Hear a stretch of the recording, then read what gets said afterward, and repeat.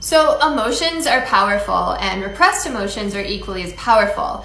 And repressed emotions are just energy, right? Because everything is energy. And when you repress emotions and you push them down, that energy has to go somewhere.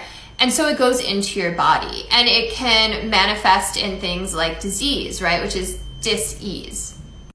And we are here to have experiences as humans, and that means feeling the full gamut of emotions that are available to you, from the heartbreaking that makes you drop to your knees, to the joyful that makes your heart beat out of your chest, to being in love, to being afraid, all of that, right? And those are natural things to feel.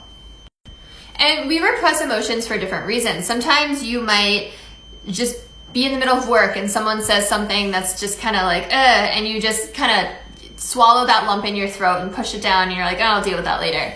And sometimes we actively try to avoid feeling our emotions. We'll do anything to avoid sitting with ourselves. Like, I don't know if you've ever known people who just like literally can't be alone ever.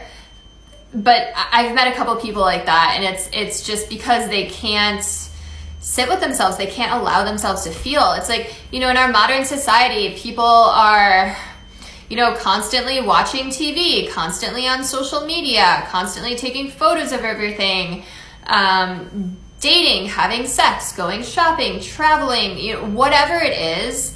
And these things aren't necessarily like bad, but like, why are you doing them, right? Are you doing them to distract yourself from feeling something? Or are you doing something because they bring you joy? And one of the best things that we can do to heal ourselves is to allow ourselves to fully feel our emotions. And David R. Hawkins realized a long time ago in his book, Letting Go, The Pathway of Surrender, phenomenal book, highly recommend, that as you start to feel repressed emotions, they very quickly morph into something else, because they're really layered. They're like layers of an onion, right? The emotion that you're feeling on top is often just covering up something deeper, and that's covering up something deeper, and that's covering up something deeper. And as you allow yourself to feel things, it's like you shed that top layer, then you shed the next layer, and you keep going. So for example, like rage, anger, intense anger is often covering up just deep heartbreak, just really intense sadness. So as you allow yourself to feel the anger, it might very quickly morph into sadness. And this doesn't have to take a long time.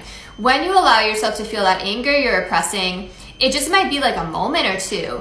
And like one moment you're just like screaming, like just fuck this. And then the next moment you're like on your knees, just bawling in sadness, because it morphs really quickly. I'm Kris Ashley. Follow me for more.